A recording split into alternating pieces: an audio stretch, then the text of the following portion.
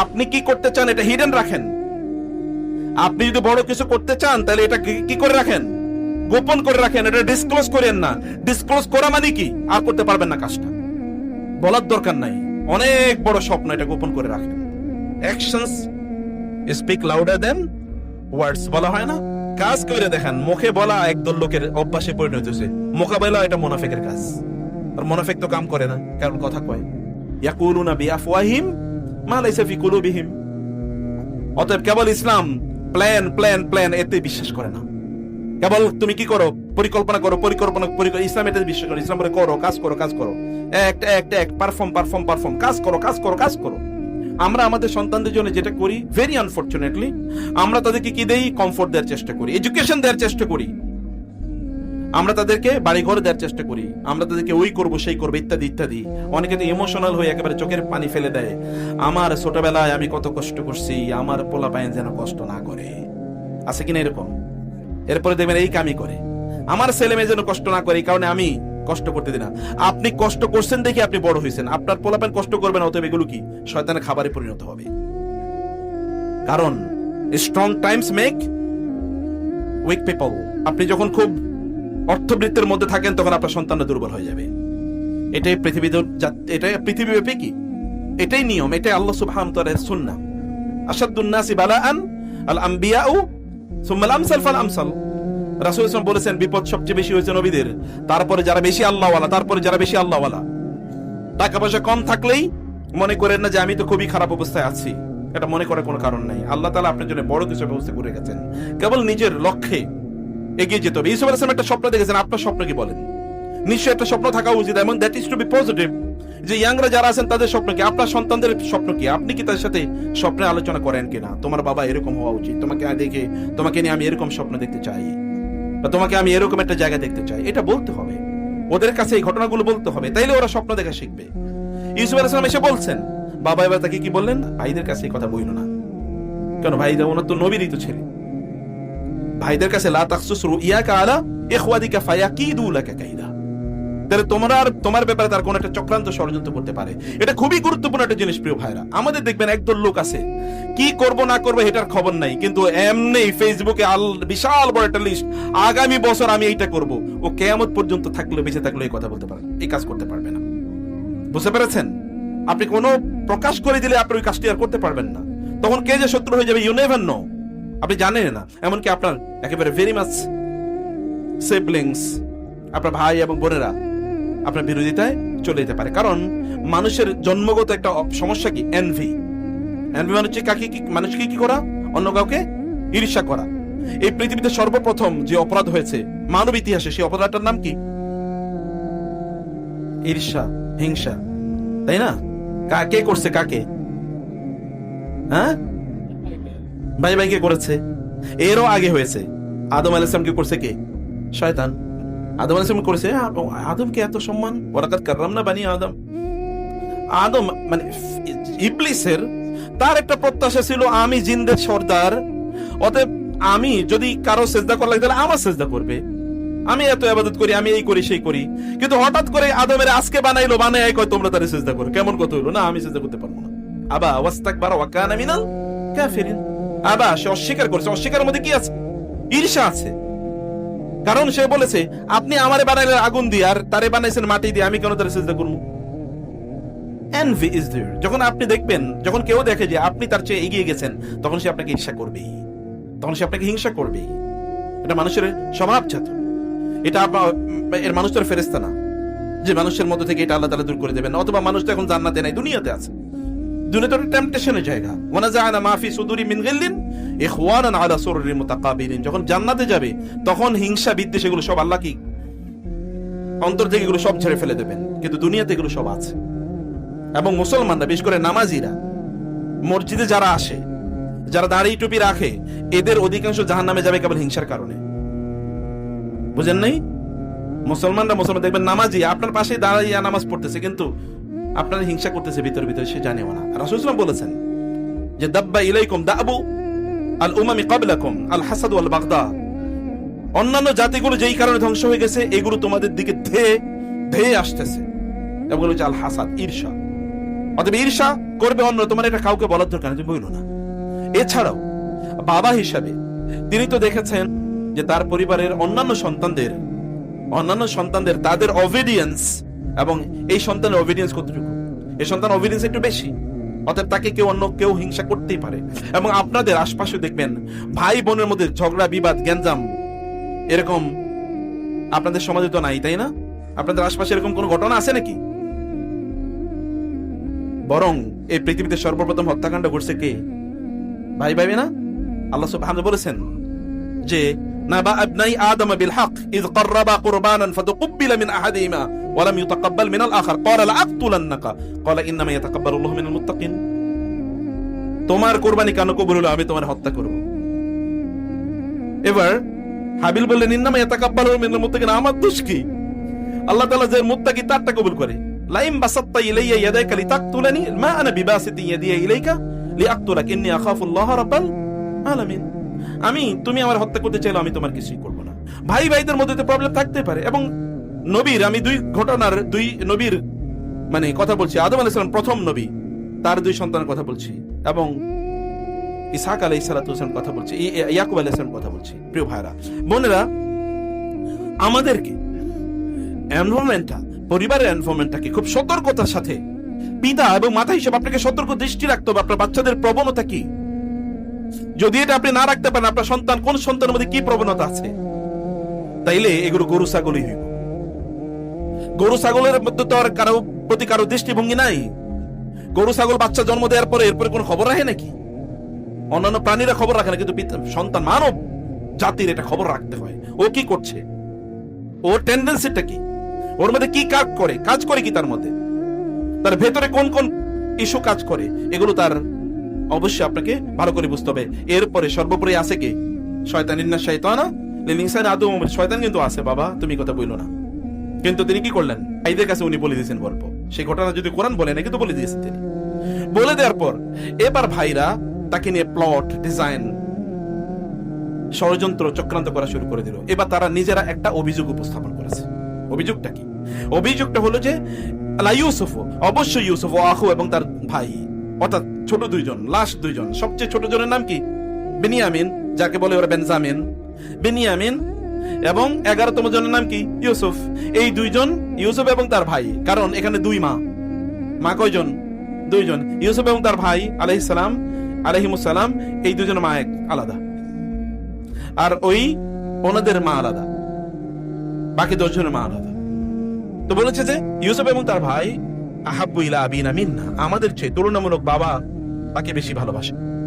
ইন্না আবানা লাফি দালালিন মুবিন, বাবা কিন্তু ঠিক করছে না কাজ। কারণ বাবা ওই দুই বাইরে বেশি ভালোবাসে, আমাদের বেশি ভালোবাসতেছে না। খুব ভালো করে খেয়াল করবেন, কোরআন যখন বলে কোনো ঘটনা, বুঝতে হবে এটার একটা হিউজ ইম্প্যাক্ট আছে। আমরাও যখন আমাদের সন্তানদের মধ্যে কাউকে একটু বেশি ভালোবাসি, কাউকে একটু কম ভালোবাসি, ওরা যদি বুঝে, তাইলে ওরা কি তখন একজন আরেকজনের বিরুদ্ধে চক্রান্ত শুরু করে দেবে। আপনি দেখবেন আপনার সন্তান, যেমন ছোট আপনার একটা বাচ্চা আছে, এর বয়স 2 বা 3, ওকে আপনি ভালোবাসেন। এরপরে দেখবেন ছোট আরেকজন যখন জন্ম নেবে, তখন কখনো কখনো ওকে তো আপনি একটু কম ভালোবাসতে পারবেন। এখন ওইদিকে একটু অ্যাটেনশন বেশি দেবেন, তখন তার মধ্যে জেলাসি তৈরি হয়ে যাবে। তখন কখনো মন খারাপ করে থাকবে, আমারে একটু পছন্দ করে না, আমার দিকে সময় দেয় না। এরকম আমরা অনেক সময় অন্যায় করি। ছেলেকে ভালো কলেজ, স্কুল, ইউনিভার্সিটি, মাদ্রাসায় পড়াই, মেয়েদেরকে একটা জবত হবে একটা পড়াইয়া দেই আর কি। আবার যখন ভাগ বাটোয়ারার প্রশ্ন উঠে, তখন আমরা কি করি? ছেলেদেরকে একটু ভালো জায়গা দেই, মেয়েদেরকে একটু কম, একটু খারাপ জায়গা দেই। বিয়ে শাদী ইত্যাদি সময় ছেলের জন্য ঘটা করে করি, মেয়ের জন্য একটু কম করে করি। ইত্যকার ব্যাপক পরিমাণ ছেলে অথবা বড় ইত্যাদি, কিন্তু আমাদের একটা ডিসপ্যারিটি আছে। এই ডিসপ্যারিটি কিন্তু আপনি নিজে তৈরি করে আপনার পরিবারের অথবা ভাই বোনদের মধ্যে যে একটা লাভিং রিলেশন থাকার কথা, এটা আপনি ধ্বংস করে দিচ্ছেন। কারণ এমনিই তো মানুষের মধ্যে প্রবলেম আছে, আর আমরা যখন এটা ক্রিয়েট করি, তখন এটা কি হতে পারে? আমরা যখন এটা তৈরি করি, তখন কি হতে পারে? ইউসুফ আলাইহিস সালাতু ওয়াস সালাম অথবা বেনিয়ামিনের প্রতি ইয়াকুব আলাইহিস সালামের ভালোবাসা বেশি থাকতেই পারে, কারণ এই দুজন অনেক বেশি দিনদার, এই দুজন অনেক বেশি অবিডিয়েন্ট, বাবার কথা বেশি শুনে। অথবা এরা একটু ছোটর প্রতি একটু থাকতে পারে, কিন্তু বড়রা এটাকে মিস ইন্টারপ্রেট করছে, তারা ভিন্নভাবে নিচ্ছে। এটা ইয়াকুব আলাইহিস সালাম বুঝতে পেরেছেন। ইয়াকুব আলাইহিস সালাম বাবা হিসেবে তিনি এটি বুঝেছেন, এবং এখানে তিনি সতর্ক করেছেন যেন এটা কোনোভাবে ইগনাইটেড না হয়, যেন এটা বড় না হয়, এবং এটা যেন কোনো একটা খারাপ অবস্থা যেন তৈরি না করতে পারে। কিন্তু ইউসুফ আলাইহিস সালাম তো বলে দিয়েছেন এটা তোর বাবা জানেন না। এরা অলরেডি গল্পে ভাইরা তো গল্প করছে, কারণ এটা ভালো এনভায়রনমেন্ট। আর বড় ভাইদের তো তিনি শ্রদ্ধা করেনি, অতএব তাদেরকে তিনি কোনো কথার ছলে, খেলার ছলে তিনি কথাবার্তা তাদেরকে বলে দিয়েছেন। এবার তারা তাকে হত্যা করার জন্য ডিজাইন করলো। কিন্তু ইউসুফ আলাইহিস সালাতু ওয়াস সালাম যেহেতু তিনি আল্লাহওয়ালা, যেহেতু তিনি আল্লাহর মনোনীত, এবং এর আগে আল্লাহ তাআলা বলেছেন ওয়াকাযালিকা ইয়াস্তাবিকা, তোমাকে আল্লাহ তাআলা এভাবেই নির্বাচন করেছেন, তোমাকে নির্বাচন করেছেন। এবং আল্লাহ তাআলা তাকে তা'উইল হাদিস, মানে স্বপ্নের ব্যাখ্যা, ঘটনার পেছনে কি আছে, কে কখন কি কথা বলে, এটা তিনি বলতে পারতেন। আল্লাহ তাআলা তাকে এরকম দূরদর্শিতা আল্লাহ তাআলা তাকে প্রদান করেছেন।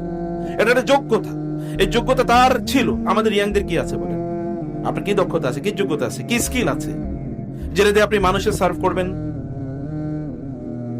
মানুষের সার্ভিস দেবেন? এবং চরিত্রের অবস্থা দেখেন, এখন তো আমরা যেখানে যে এখানে মারামারি লাগিয়ে দিই, এমনকি ফতোয়া নিয়েও মারামারি লাগাই। অন্য জিনিস তো আছে, ফতোয়া নিয়েও মারামারি লাগে। এই মারামারিটা লাগানোই আমাদের দিনদারি। কিছু কিছু লোকের দিনদারি হলো কি করা? মারামারি লাগানো।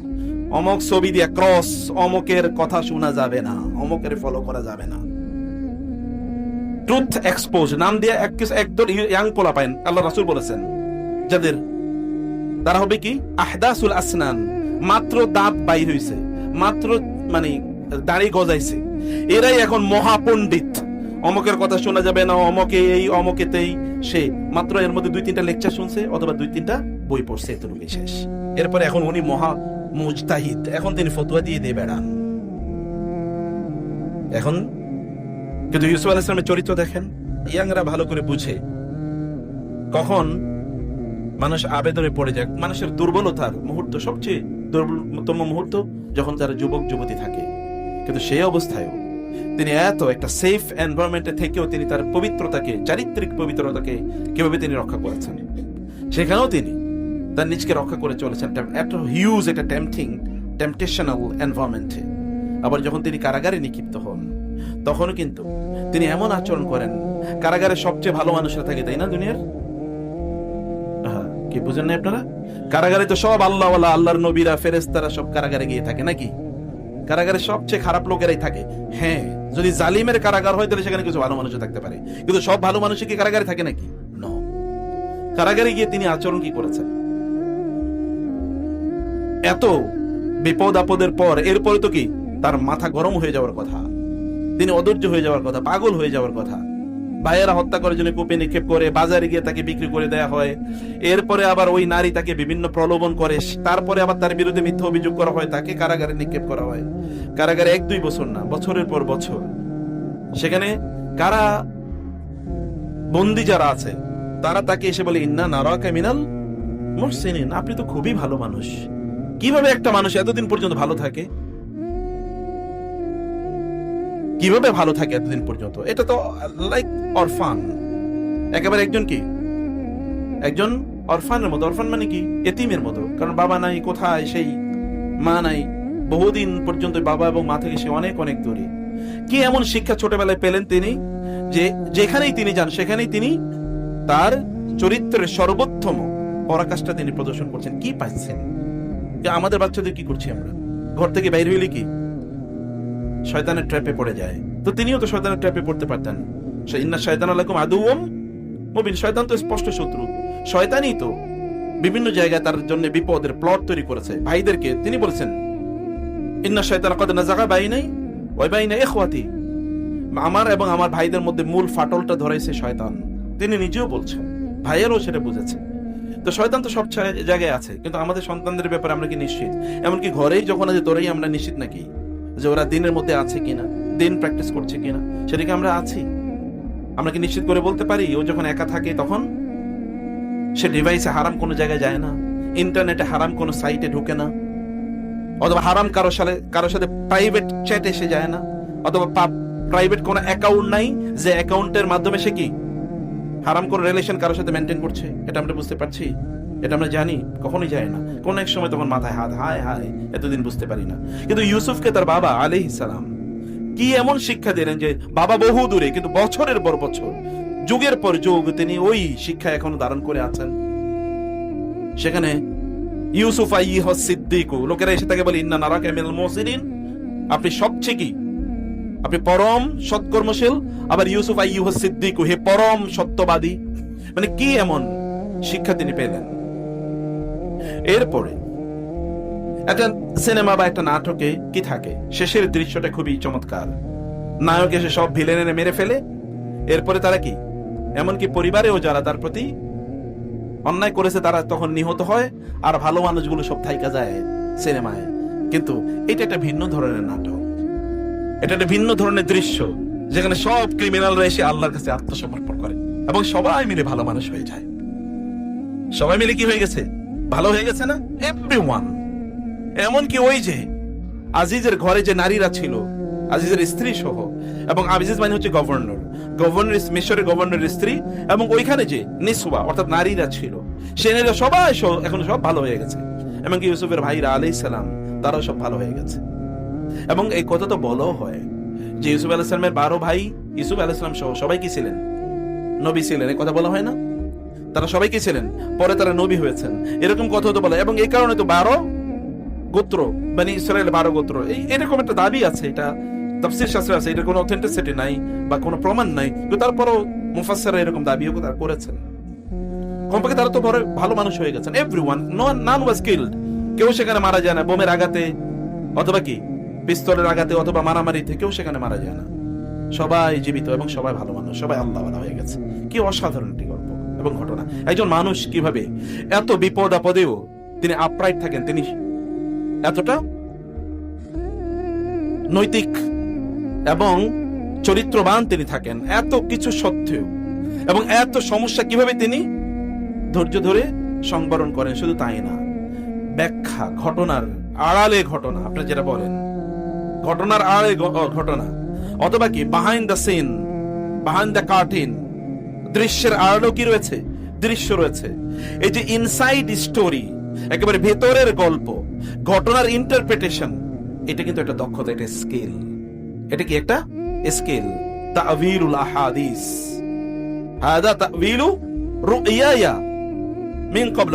বাবা, এটাই হচ্ছে সেই গল্পের, সেই স্বপ্নের ব্যাখ্যা, যে স্বপ্ন আমি দেখেছিলাম, সেই স্বপ্নের ব্যাখ্যা। স্বপ্ন দেখছে বহু আগে, যখন তিনি স্বপ্ন দেখেছেন তখন তিনি ছোট।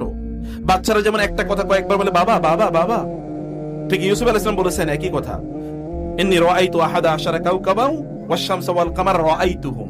রাআইতু দুইবার, কোন জায়গায় কোরআনে একই শব্দ দুইবার আসে না এরকম, কিন্তু একটা বাচ্চা যেহেতু বলেছে, কোরআনও বাচ্চার গল্প মতো করে কথাটা বলছে।